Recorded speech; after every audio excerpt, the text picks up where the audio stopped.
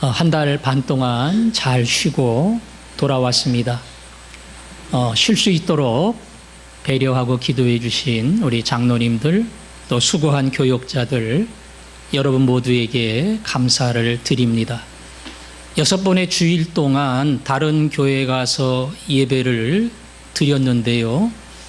가는 교회마다가 조금 딴집 간 것 같은 그런 기분이 들어요. 여기 오니까 우리 집에 왔다 그런 생각이 들고요. 또 어떤 사람은 밖에서 사 먹는 것은 마음에 안 들어서 집에 가서 밥을 먹어야 그래야 꼭 편안하다 그러는데, 예배 후에 밥도 기대가 되고 여러 가지 우리 집에 온 것 같아 마음이 편안합니다. 제가 쉬었던 큰 이유가 몸의 건강을 되찾고 또 마음의 여러 가지 부족한 부분이 든든해지는 그것이 목표였기 때문에 그런 마음을 가지고 여러분을 섬기기 원하고, 나갔다 돌아오니까 참 우리 성도들이 귀하다 그런 생각이 들어서 더 여러분을 종이 되어 잘 섬기고 싶습니다. 여러분들이 그런 마음으로 우리 교회에 모든 사람들이 한 가족으로 모이면 하나님 기뻐하시는 든든한 교회로 세워주실 줄로 믿습니다. 오늘하고 다음 주일은 제가 모세의 설교를 하지 않고 크리스마스와 그리고 마지막 주일에 맞는 다른 설교를 하고 새해 첫날부터 다시 모세의 설교를 이어가려고 합니다. 제가 여기 컵을 가지고 왔는데요. 뭐 다른 이유가 있어서 그런 거는 아니고, 일부 예배 드리다 보니까 이 건조한 날씨에 위에서 난방이 내려오니까 약한 목에 자꾸 기침을 하게 돼서, 그래서 물을 조금 가져왔어요. 이해하시고, 아프거나 무슨 다른 병이 있는 것은 아니니까 그렇게 이해하시면 되겠습니다. 여러분들이 찬송가 뒤에 있는 성시 교독을 보면 사순절, 그리고 구주강림, 주현절, 이렇게 익숙하지 않은 몇 가지 제목들을 보게 될 겁니다. 특별히 구주강림은 예수 그리스도가 이 땅에 오신 성탄절을 기다리는, 예전에는 대림절, 예수 그리스도의 임재를 대기하고 기다린다 이렇게 불렀던 4주간의 절기고요. 주현절은 그리스도가 이 땅에 오신 성탄절 이후로 우리의 마음속에 예수를 모시고 믿음으로 살아가며 복음을 증거한다. 이 기간이 주현절입니다. 그만큼 성탄절은 부활절과 함께 교회가 지키는 가장 중요한 날입니다. 성탄절이 되면 크리스마스 트리도 하고 선물도 교환하고요. 가장 대표적인 장면이 카드를 보내는 겁니다. 요즘은 카드를 인터넷, 이메일을 통해서 많이들 보내는데, 제가 학교 다닐 때만 해도 카드를 그렸어요. 친히 만들어서 보냈고요. 가끔 제작한 카드를 사기도 했는데, 그때 카드에 많이 등장하는 그림은 마구간에 마리아가 아기 예수를 안고 있고 그 옆에 목자들이, 그리고 동방의 박사들이 축하하는 장면, 이것이 가장 많이 등장했던 카드의 모습이었습니다. 오늘은 그 가운데 동방 박사의 이야기를 여러분과 함께 나누려고 합니다. 동방 박사는 왜 동방 박사냐? 동방에서 왔기 때문에 동방 박사입니다. 유대 땅 이스라엘의 동방은 아라비아, 요즘으로 말하면 사우디아라비아 혹은 이라크, 이런 동네에서 온 박사들입니다. 무슨 박사인고 하니 2장 1절에 보니까 주의 점성술사다. 요즘으로 따지면 천문학 박사고요. 대학의 천문학 교수와 같은 사람들입니다. 이분들이 왜 예수 그리스도를 찾아왔느냐? 하늘의 큰 별을 보았습니다. 천문학자니까 별들을 잘 알지요. 이전에는 못 보았던 큰 별을 발견했고요. 그 별의 이동을 쫓아서 따라온 겁니다. 별이 이동한다고 따라가지 않습니다. 그 별이 무슨 별인지를 이들은 알았습니다. 뭔가 하늘의 계시로 그 큰 별은 유대인의 왕, 다시 말하면 이 땅을 구원할 구원자 메시아가 온다고 하는 계시의 별임을 이 사람들은 알았기 때문에 여기까지 유대 땅까지 찾아온 겁니다. 여러분, 특별한 별이 등장했다고 하는 것도 이상스럽지만 이방의 외국인 박사들이 유대 땅까지 와서 태어난 한 사람을 기념하고 축하한다고 하는 것, 이건 더 이상한 겁니다. 보통 아기가 태어나면 제일 즐거워하고 환영하는 사람이 누굽니까? 엄마하고 아빠입니다. 그리고 또 기뻐하는 사람이 있다면 할머니, 할아버지입니다. 그 외에도 기뻐할 사람이 많이 있지만 한 번도 가본 적이 없고 만난 적이 없고 전혀 면식이 없는 유대 땅 어느 가정에 어느 자식이 태어났는데 그걸 보기 위해서 아마 낙타를 타고 몇 날을 거쳐서 별을 따라 그곳까지 왔다. 이건 굉장히 특별한 일이죠. 동방에서 온 박사들은 이 특별한 걸음을 따라 유대 땅까지 온 겁니다. 왜 왔다고요? 그 별이 곧 유대인의 왕 메시아가 이 땅에 왔다는 것을 비춰주는 별이기 때문에 그렇습니다. 그러니까 별 따라올 때에 별만 보고 간 게 아니에요. 무슨 유성처럼 특별한 별이 이동을 한다 그래서 간 거 아닙니다. 맨날 보는 별인데 학자들에게 별이 이상할 리 없어요. 움직이는 그 별이, 이동하는 그 별이 큰 별이고 그 별 속에는 누구도 알 수 없는 위대한 하나님의 뜻이 담겨 있는데 그 하나님의 뜻은 이 땅의 죄인들을 죄와 그리고 분노와 미움과 전쟁으로 이 땅에서 썩어져가는 수많은 사람들을 구원할 참 메시아가 하늘로부터 내려온다고 하는 놀라운 소식이 담겨 있기 때문에 그래서 그 별을 찾아 먼 거리를 마다하지 아니하고 유대 땅까지 내려온 겁니다. 잠시 그 별을 잊어버렸을 때에, 사라졌을 때에 유대의 헤롯 왕을 만나 별이 어디로 갔는지를 물어볼 정도로 간절히 큰 별을 찾아 새로운 왕을 찾아간 겁니다. 동방의 박사들은 그만큼 별이 중요했고요. 별이 가리키는 이 땅의 새로운 왕을 만나는 것이 그들에게는 너무나 기다려지는 일이었습니다. 돌아오는 목요일 성탄절, 예수 그리스도의 탄생을 찾아가는 것처럼 마치 별이 그 땅을 비추는 것처럼 그 집을 비추는 것처럼 사모하는 마음과 기다리는 마음으로 별을 쫓아서 하나님이 주시는 아름다운 이 땅의 왕을 찾아간 겁니다. 아까 우리의 교동문 속에 구주강림, 이런 교동문이 있다고 말씀을 드렸습니다. 구주강림은 이전에 대림절이라고 얘기를 했죠. 그 대림절은 말 그대로 예수 그리스도가 이 땅에 오시는 것을 기다린다고 하는 뜻입니다.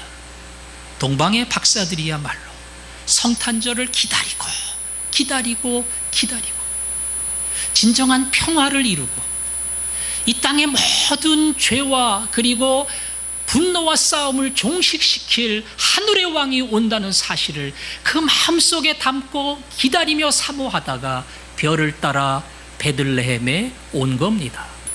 이 동방의 박사들이야말로 진정한 대림절이 무엇인가 하는 것을 우리에게 비추어 줍니다. 여러분은 성탄절을 어떻게 맞이합니까? 1년에 한 번 성탄절이 돌아옵니다. 믿지 않는 불신자에게는 말 그대로 그날이 공휴일입니다. 하루 쉬는 겁니다. 연말과 겹쳐서 조금 들뜨기도 하고요. 남자는 밖에서 놀거나 술을 한잔 하기도 하고, 미국 같은 경우에는 연말을 맞아서 빅세일을 하기 때문에 많은 사람들이 백화점에 붐비며 쇼핑을 합니다.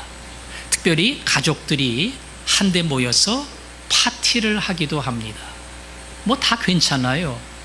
제일 중요한 것은 성탄절의 주인공인 동방박사들이 찾고 찾아서 사모하는 마음으로 만났던 그 탄생의 주인공 예수 그리스도가 거기에는 없다는 사실입니다.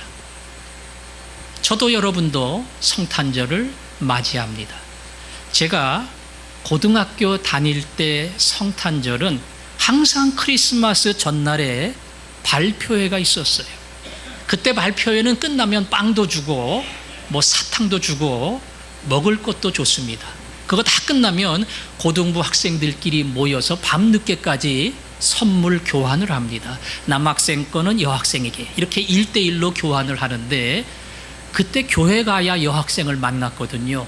굉장히 들뜬 마음으로 그날의 밤을 기다리고 옷도 폼있게 입고 가고, 그거 이제 다 끝나면 새벽송을 돕니다.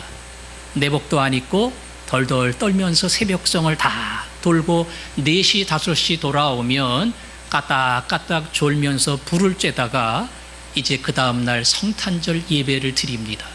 밤도 샜겠다, 추웠겠다, 몸도 피곤하겠다. 성탄절 예배는 시작부터 끝날 때까지 내내 졸다가 일어납니다. 성탄절 예배가 기억이 전혀 안 나고요, 목사님 설교가 귀에 안 들어옵니다. 밤샌 것만, 그것만 마음속에 떠올라요.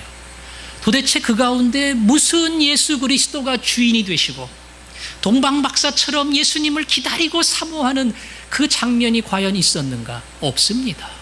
제 과거는 그렇습니다. 요즘도 성탄절 그러면 옛날 카드 그림처럼 예수님 주변에서 못 봅니다. 요새 성탄절의 주인공으로 등장하는 사람 누굽니까? 산타 할아버지입니다. 어디를 가나 산타예요. 사실 산타 할아버지는 전해오기로는 옛날 어느 주교가 예수님이 이 땅에 오신 것을 기념해서 아이들에게, 가난한 사람들에게 선물을 나누어 주는 것으로 기원이 됐다고 하는데, 그 예수는 잊어버리고 산타만, 유치원에 가도 산타만, 어디를 가도 산타가 선물 준다, 이거로 전부 다 성탄절을 기억합니다. 아마 많은 사람은 이날이 나를 위해 이 땅에 오신 예수 그리스도의 위대한 탄생의 날임을 잊어버리고 살 겁니다. 돌잔치 하면서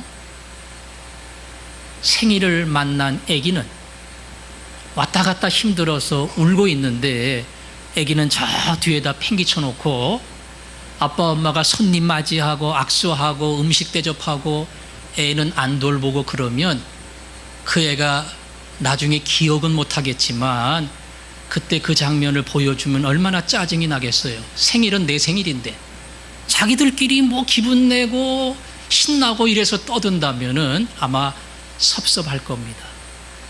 동방박사의 먼 거리를 따라왔던 간절함이 긴 시간을 돈도 들었을 겁니다.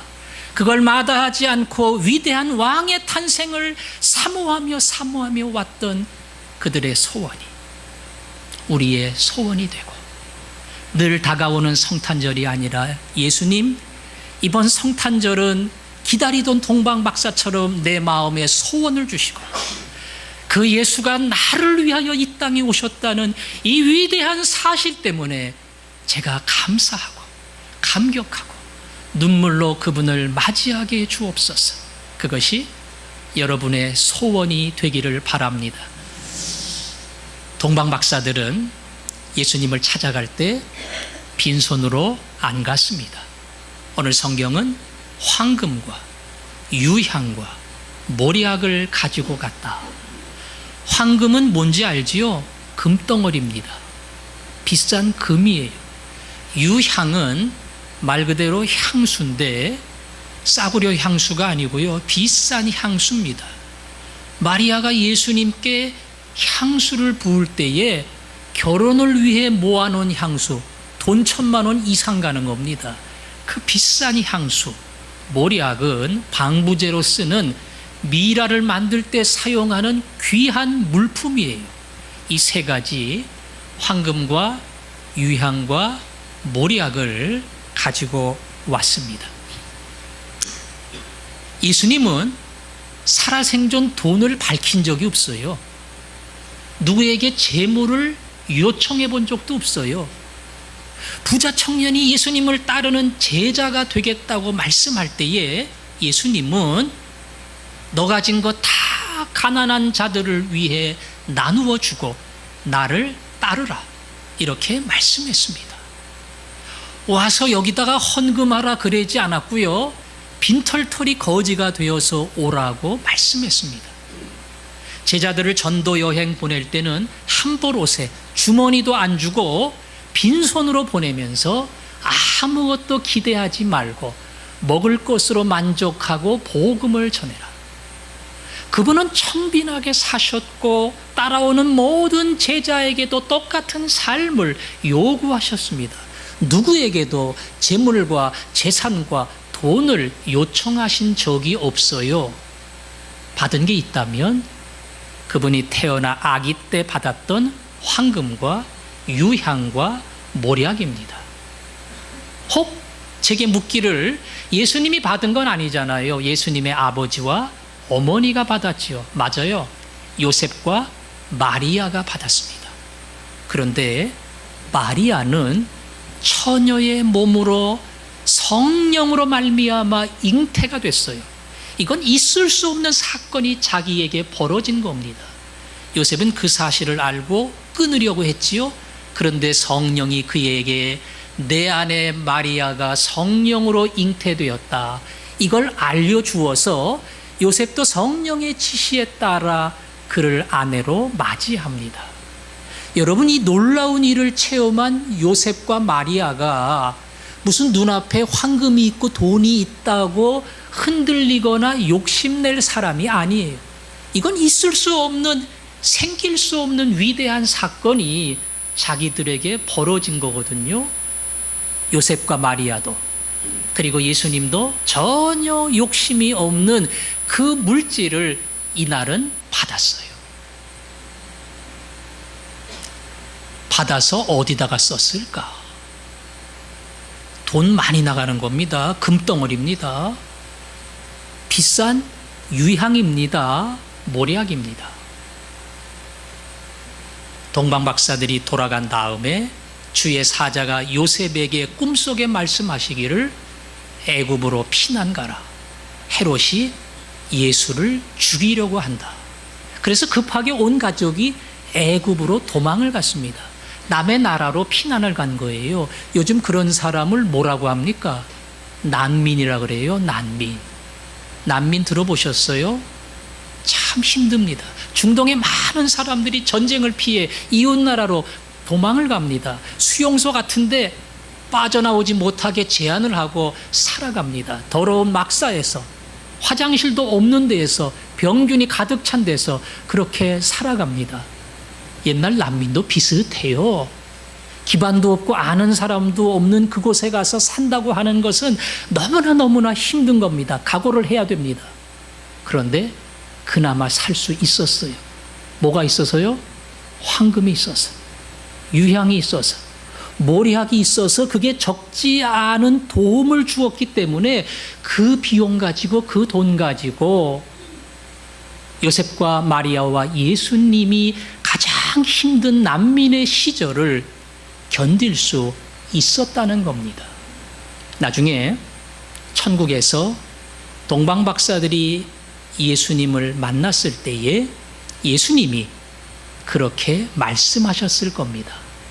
내가 제일 힘들고 어려울 때에 너희들이 나를 도왔다. 난민으로 들어가 정말 누구도 도와주지 않을 때에 너희들이 필요한 모든 것을 채워주었다. 동방박사들이 얼마나 감동했겠어요? 예수님, 우리가 뭘 했다고 그래요?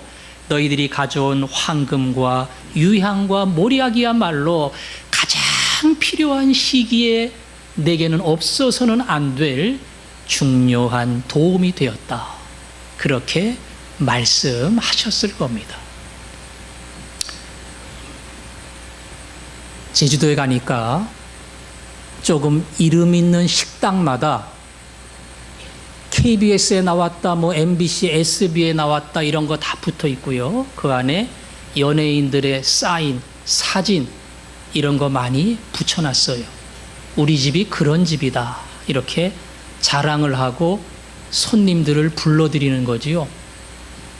예전에 김영삼 대통령이 잘 가는 설렁탕 집에 가서 청와대를 나와 밥을 먹은 적이 있습니다. 대통령이 와서 밥을 먹었으니 얼마나 큰 영광입니까? 아마 선전하면 손님들이 많이 올 겁니다. 근데 그거는 선전의 차원이 아니에요. 대통령이 우리 집에 와서 밥을 먹었다는 사실이 이 주인에게는 굉장한 자부심입니다. 손님 안 와도 괜찮아요. 얼마나 맛있으면 대통령이 여기 와서 밥을 먹었겠어요. 그 자부심, 그런 자랑, 이게 돈으로 바꿀 수 없을 만큼 대단한 겁니다. 예수님이 나한테 고맙다, 고마워. 그분이 고맙다고 하실 이유가 뭐 있어요? 만왕의 왕입니다. 세상의 모든 것을 그분이 가지신 분이에요. 산의 모든 나무를 가지고 수많은 짐승을 올려놓아도 그게 나한테 무슨 도움이 되겠느냐, 이렇게 말씀하신 만물과 우주의 왕입니다. 그분이 나에게 참 고맙다. 네가 나에게 큰 힘이 되었다. 이 말을 해준다고 하는 것은 우리에게 거꾸로 감격이요 영광입니다. 예수님은 이렇게 말씀을 또 하셨습니다. 마태복음 25장에 보면 복 있는 자들, 복 받을 자들아, 내가 배고플 때 먹을 거 주었고, 목마를 때에 물을 주었고, 나그네 되었을 때에 영접하였고, 병들었을 때에 힘을 주고, 그리고 갇혔을 때에 돌보아 주었느니라. 예수님, 우리가 언제 그런 일을 했어요? 찾아간 적도 없고 만난 적도 없는데요. 여기 지극히 작은 소자에게 한 것이 내게 한 것이니라. 보잘것없는 작은 사람에게 눈길을 돌리고 사랑의 마음으로 내 시간과 내 물질과 내 마음을 나누었을 때 예수님 말씀하시기를 그게 곧 내게 한 것이니라. 동방 박사들이 황금과 유향과 모략을 드릴 때에 집에 널려 있는 거 하나 가져온 거 아닙니다. 말 그대로 보배합을 열어 예수님께 드렸습니다. 그들 나름대로 최선을 다해서 가장 귀한 것으로 드렸어요. 그러나 훗날 예수님은 그 몇백 배, 몇천 배의 하늘의 위로로 그들의 마음을 채워 주었습니다. 오늘 동방 박사들은 우리에게 나누는 삶, 드리는 삶이 얼마나 큰 영광인가 하는 것을 보여줍니다. 약한 사람, 가난한 사람, 지친 사람, 더 멀리 나아가 외국 땅에서 고통받고 힘들어하는 수많은 민족과 나라들, 더 멀리 복음을 들고 온 세상에 증거하는 선교사들과 특별히 공산권 북한과 불교권과 가장 힘한 중동권 이슬람권에서 복음을 증거하며 때로는 목숨의 위험을 짊어져야 하는 그들의 짐을 나누어지고, 그리고 그들과 함께 동참하며 오늘 동방 박사처럼 내 작은 예물을 드릴 때에 하나님은 그것을 기쁘게 받으십니다. 전주에 제가 주일 하루를 묵었는데요. 묵은 이유는 전주의 안디옥 교회를 가보고 싶어서였습니다. 안디옥 교회는 작은 교회지만 많이 성장을 해서 우리 교인들의 한 8배, 9배 정도 모일 정도의 큰 교회입니다. 교회가 유명한 것 중에 하나는 깡통 교회라고, 아직도 미군이 쓰던 그 깡통 막사와 같은 곳에서 예배를 드립니다. 폭은 아마 우리 예배당 요 정도 폭이 될 거예요. 길이가 굉장히 길어요. 거기서 몇 번에 나누어 예배를 드리고요. 옆에 교육관은 제대로 하나 지어놨어요. 그 교회가 파송 선교사가 424명입니다. 그리고 자기네들이 돕는 나라가 91개 나라예요. 예배당 양쪽 옆에 무슨 주유소처럼 각 나라의 국기를 쫙 달아놨어요. 그 교회 사람들이 자꾸 모이는 이유 중에 하나는 그겁니다. 내가 드린 헌금이 정말 주님이 원하는 일에, 특별히 선교하는 그 일에 쓰임 받는다고 하는 그 자부심에 많은 사람들이 참여를 하는 겁니다. 그 교회는 조금 특별합니다. 1년 예산의 60%는 전부 선교에 지출을 합니다. 그리고 나머지 가지고 교회 살림을 합니다. 많은 사람들이 그 일에 함께 참여하며 오늘 동방박사처럼 훗날 주님이 내가 이 일에 드리며 나누었던 보배의 합처럼 함께 할 때에 주님이 나를 기억하시고 나를 위로해 주시리라.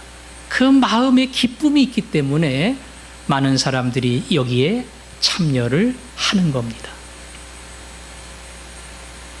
성탄절을 기다리며 마음속에 간절히 그날을 사모합시다. 예수님, 나 위에 오신 예수님, 그 예수님을 기다립시다. 더 나아가 예수님, 제가 예수님을 위해 할 수 있는 일이 무엇인가요? 주님을 위해 나누게 하시고 드리게 하시고 나를 통해 사실은 영광의 기쁨이 내게 돌아오도록 주님이 나로 인해 기뻐할 수 있는 마음과 시간과 물질을 나누게 하여 주옵소서. 그것이 여러분의 고백이 되고 나중에 여러분의 고백이 되고 여러분의 기쁨이 되고 여러분의 드림이 되어서 그 드림을 통해서 도저히 상상할 수 없는 큰 영광을 여러분 모두가 누리시기를 바랍니다. 여러분, 이 누림은 억지로는 안 됩니다. 목사가 설교한다고 되는 것은 아닙니다. 누리는 방법은 거꾸로 예수 그리스도의 사랑이 내 마음속에 부어져야 합니다. 예수님, 왜 나 때문에 여기 오셨습니까? 하늘의 모든 영광을 포기하시고 이 땅에 오신 예수님, 그 주를 향한 사랑이 내 마음속에 감격으로 넘쳐나면 더 나아가 내 눈에 주님이 주신 눈물이 흘러내릴 때에 나는 너를 포기할 수 없다. 자기의 생명을 바쳐 이곳에 오신 예수 그리스도의 눈물이 내 눈에서 흘러내릴 때에 내 손에 주님의 섬김이, 나 섬김 받으러 온 거 아니야? 너희들 섬기고 내 생명 주러 왔다. 그 주님의 섬김이 내 손에 있을 때에, 그리고 내 삶에 주의 흔적이 남아 있을 때에 나도 모르게 주님, 내 생명 전부를 주님 앞에 드립니다. 내 인생의 전부를 주님 앞에 드립니다. 내 삶의 모든 것을 주님이 사용해 주시고 동방박사처럼 내 힘을 다해 주님과 교회와 이웃을 위해 살게 해 주옵소서. 그것이 우리의 고백이 되고 우리의 큰 기쁨이 될 줄로 믿습니다. 오늘은 이 찬송 할 겁니다. 내 마음에 주를 향한 사랑이, 제가 말한 가사 그대로입니다.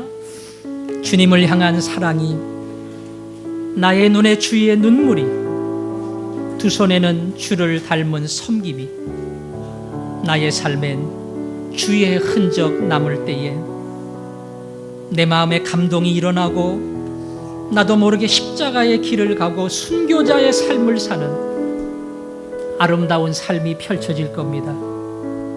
우리의 마지막 고백은 이겁니다. 내 생명 주님께 드리리. 같이 찬송합니다.